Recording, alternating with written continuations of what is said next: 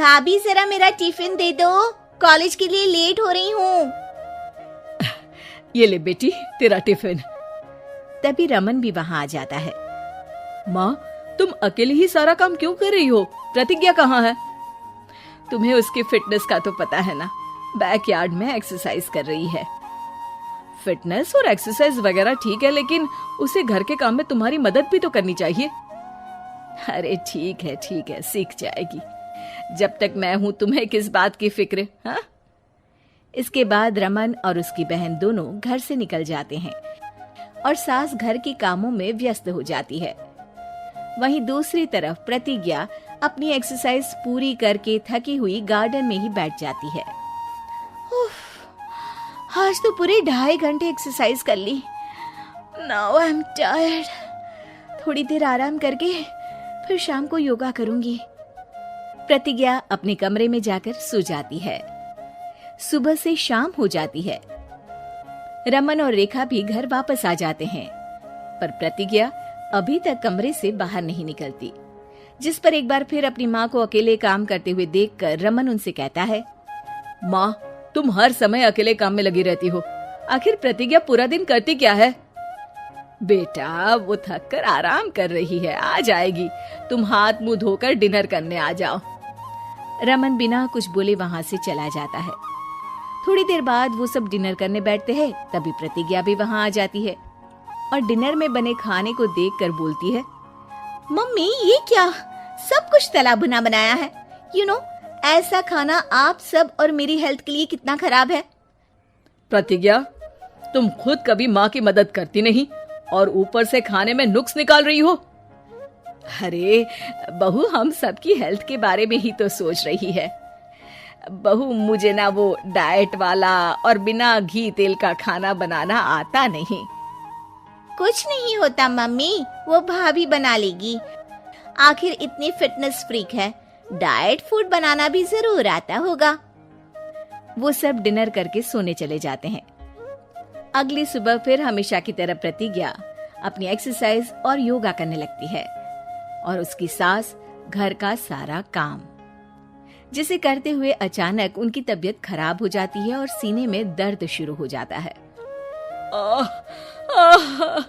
मर गई बहू। रमन, अरे कोई तो सुनो।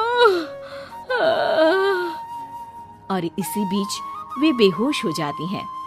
सास की आवाज सुनकर प्रतिज्ञा और उसका पति भागते हुए रसोई में आते हैं, जिसके बाद उन्हें लेकर अस्पताल जाते हैं। डॉक्टर प्रतिभा की सास का चेकअप करके कहते हैं, अरे इनका कोलेस्ट्रॉल लेवल तो बहुत हाई है और दिल भी कमजोर होता जा रहा है। इनका लाइफस्टाइल और खाने पीने की आदत बदलनी होगी। सिर्फ light and non oily food ही खाना है और कुछ समय तक पूरा रेस्ट, साथ में कुछ एक्सरसाइज या योगा करे तो अच्छा रहेगा। पूरी जांच के बाद डॉक्टर उन्हें घर भेज देते हैं।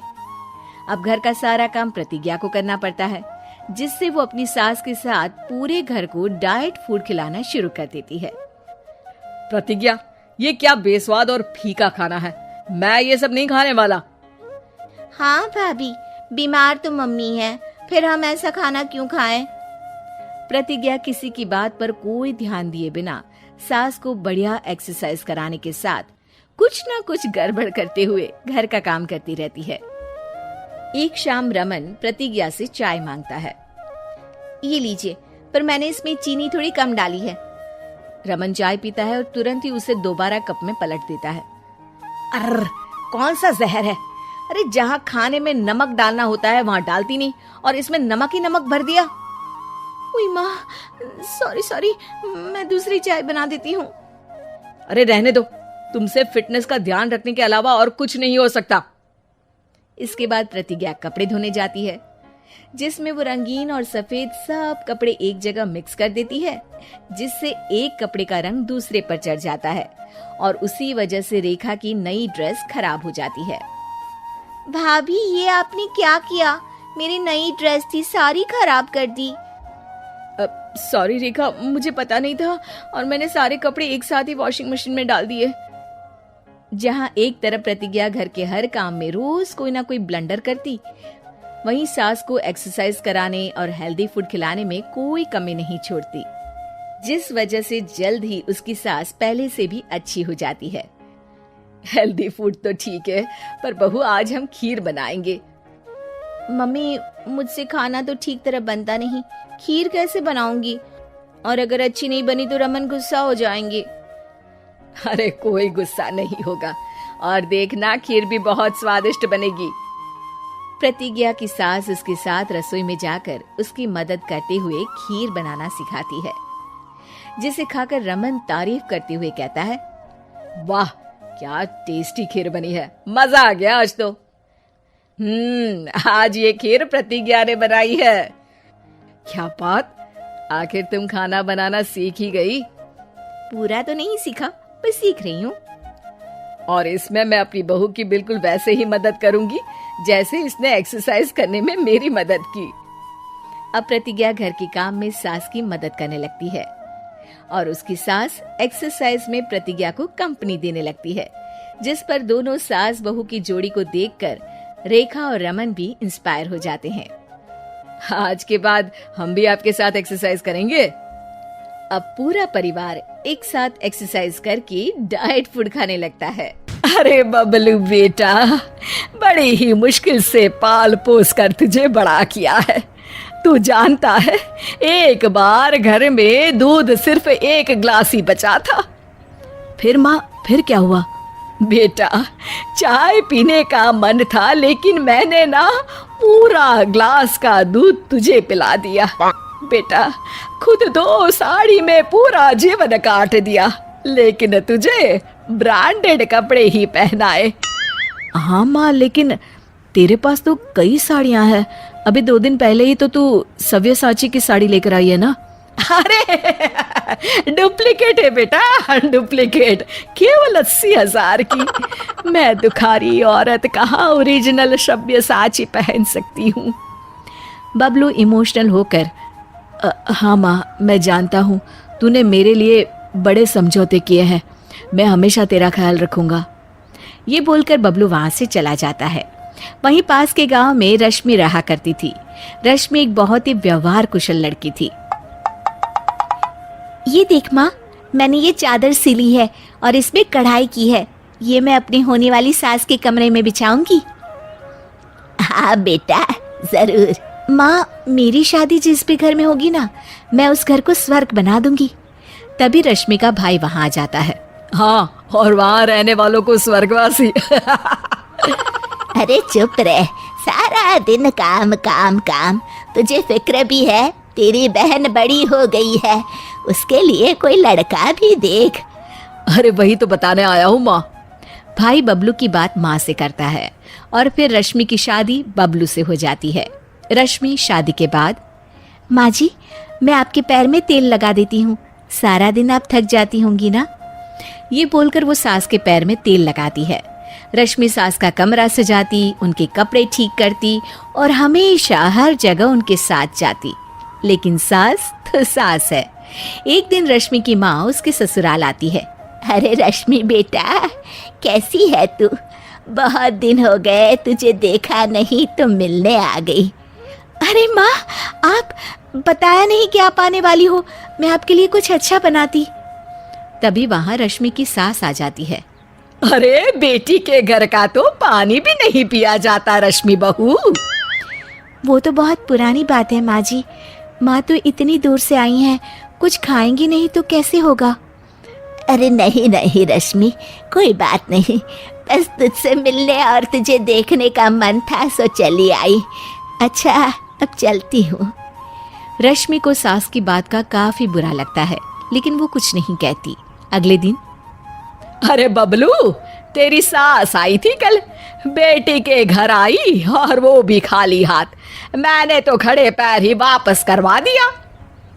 ठीक किया माँ, आप जो कहेंगी करेंगी, वो कभी गलत हो ही नहीं सकता। रात में रश्मि बबलू के कमरे में आने का इंतजार करती है। आज तो मैं इनसे पूछ कर ही रहूंगी, ये क्या तरीका होता है? मेरी माँ इतनी दूर से आई और बिना कुछ खाए पिए चली गई। बबलू की माँ बबलू को कमरे के बाहर ही रोक लेती है। अरे बबलू बेटा, जरा पैर तो दबा दे। माँ, मैं थक गया हूँ, रात काफी है, कल दोपहर में रश्मि दबा देगी। हाँ हाँ, तेरे लिए तो रात हो गई। जब तू छोटा था पूरी रात जगाता था, तब मैं सारी सारी रात तुझे गोद में लेकर बैठी रहती थी। हाँ माँ, ये तो सिर्फ माँ ही कर सकती है। और फिर वो माँ के पास जाता है और उसके पैर दबाने लगता है। पैर दबाते दबाते उसे नींद आ जाती है और वो वहीं माँ के पास सो जाता है। सुबह वो अपने कमरे में जाता है तो रश्मि उससे कहती है, कल आप कमरे में नहीं आए, मुझे आपसे बात करनी थी। हाँ हाँ, करते रहो बात, लेकिन याद है ना आज मेरा ऑफिस भी है। देखिए, कल मेरी माँ आई और हाँ हाँ रश्मि, छोटी सी बात का बवाल मत मचाओ। तुम्हारी माँ खाली हाथ ही आ गई, ये तो कोई तरीका नहीं होता ना। रश्मि समझ जाती है कि बबलू को उसकी माँ ने अच्छे से कान भरे हैं। वो उस वक्त तो कुछ नहीं कहती, लेकिन ठान लेती है कि वो सासू माँ को सुधार कर ही रहेगी।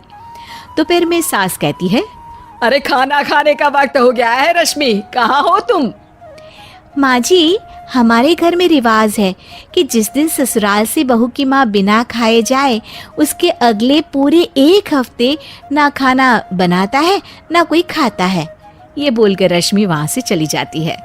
सास किसी तरह खाना बनाकर खाती है। अगले दिन, अरे रश्मि, मेरे पैर में दर्द है, जरा तेल तो लगा दे। अरे माँ जी, मेरे खुद के हाथ में दर्द है, मैं कैसे तेल लगा सकती हूँ, खुद ही परेशान हूँ। ये बोलकर वो फिर वहां से चली जाती है। सास परेशान होकर अपनी बेटी को बुलाती है कि वो रश्मि से बात करे। अगले दिन ननद कहती है, अरे भाभी, माँ की चाय का वक्त हो गया है, क्यों कोई उन्हें चाय नहीं देगा क्या? अरे आप ही दे दीजिए ना ननद जी, मैंने तो रोका नहीं कि किचन में ना जाए। ननद जाकर सारी बात बबलू को बताती है। अरे रश्मि, तुम्हें क्या हो गया है? क्या तुम भूल गई कि ससुराल में कैसे रहा जाता है? नहीं जी, बिल्कुल नहीं भूली मैं, लेकिन जहाँ मैं बेटी बनकर रह रही हूँ, हर किसी का ख्याल रख रही हूँ, वहीं मैं अपनी माँ की बेइज्जती भी बर्दाश्त नहीं कर सकती। हाँ माँ, भाभी तो सही कह रही है, इज्जत लेने के लिए सबकी इज्जत भी करनी जरूरी है। अगर मेरे ससुराल से मैं तुम्हें ऐसे भगा देती तो। अब समझ गई, माफ कर दो मुझे। रश्मि ने बहुत अच्छे से घर को चलाया, अपना समझ कर रही, और इतना ही नहीं, बबलू से ज्यादा ख्याल भी रखा, लेकिन मेरा भी फर्ज था कि मैं उसकी भावनाओं को समझती। मुझे माफ कर दे बहू। निधि की शादी किशन नगर में जतीन के साथ हो जाती है। उसकी 2 सास थी, एक तो उसकी सास और एक उसकी दादी सास। निधि स्वभाव में बड़ी ही चंचल स्वभाव की थी और ये बात उसकी सास को बिल्कुल पसंद नहीं थी। एक दिन निधि हेडफोन लगाकर गाने सुन रही होती है और नाच रही होती है, तभी उसकी सास वहाँ आ जाती है। It's the time to disco, कान मिले देख किसको, It's the time to disco। निधि जैसे ही मुड़ती है, उसकी सास वहाँ खड़ी होती है। वो अपनी सास को देखकर नाचना बंद कर देती है। मम्मी जी, मैं ना बस थोड़ा। नहीं बहू, और नाचो, पूरे दिन रात एक कर दो प्रैक्टिस में। क्या है ना, तुम्हें तो डांस इंडिया डांस में जाना है ना। Dance India dance? नहीं मम्मी जी, वो तो मैं बस ऐसे ही।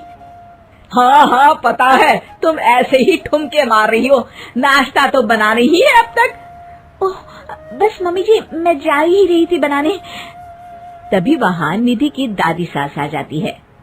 अरे बहू, जरा मेरे कमरे में तो चल, तेरा चश्मा नहीं मिल रहा है। माँ जी, चश्मा मिलेगा भी कैसे, वो तो आपने अपने सर पर लगा रखा है। भूल गई थी मैं। सास वहाँ से चली जाती है और दादी सास निधि की तरफ देखकर मुस्कुराती है और आंख मारती है। अगले दिन निधि टीवी देख रही होती है, तभी वहाँ उसकी सास आती है और कहती है, बहू ये क्या, दिन भर टीवी के सामने अपनी आंखें खराब करती रहती है तू। मम्मी जी, वो कोई काम नहीं था तो मैंने सोचा कि टीवी ही देख लूं। अच्छा, काम नहीं था, कोई नहीं, रात में घर में कुछ रिश्तेदार आ रहे हैं, उनका खाना बनाना है। चलिए बहुरानी जी। हैं? कितने लोग आ रहे हैं मम्मी जी? यही कोई 10-12 लोग होंगे। अभी से ही लग जाओ काम पर, समझी? उनकी खातिरदारी में कोई कमी नहीं रहनी चाहिए। सास वहाँ से चली जाती है। बाप रे, 10-12 लोग, इतने लोगों का खाना, इतना खाना तो एक साथ मैंने कभी नहीं बनाया। निधि रसोई में जाती है और सब्जी काटना शुरू करती है। सब्जी काटते हुए काफी वक्त बीत जाता है। तभी उसकी सास आती है। ये क्या, अभी तक सब्जी ही काट रही है? अरे अभी तक तो सब्जी बन भी जानी चाहिए थी। जल्दी जल्दी हाथ चलाओ बहू, मैं जरा मार्केट जा रही हूँ। सास चली जाती है। इतना सारा काम है और खुद अकेले ही करना पड़ रहा है मुझे। निधि सब्जी काटने के बाद आटा गूंदना शुरू करती है तो देखती है कि आटा खत्म हो गया है। आटे के पैकेट ऊपर वाले स्लैब में रखे हैं। उफ़, एक काम और बढ़ गया। निधि आटा निकालने के लिए स्टूल पर चढ़ती है और पैकेट उतारने लगती है। तभी उसका बैलेंस बिगड़ता है और सारा आटा उसके ऊपर गिरता है। हे भगवान, मर गई रे, ये तो सारा आटा ही गिर गया। अब क्या करूं? आज तो सासू माँ से बहुत डांट पड़ेगी। तभी उसकी दादी सास को रोने की आवाज आती है और वो रसोई की तरफ आ जाती हैं। देखती है कि निधि आटे में लथपथ जमीन पर बैठी है और पूरा आटा रसोई में बिखरा हुआ है। अरे बहू, ये क्या हालत बना रखी है तूने अपनी? मेहमानों के आने का वक्त हो गया है और रसोई की ऐसी हालत है। दादी सासू माँ, आज तो मुझे मम्मी जी घर से ही निकाल देंगे।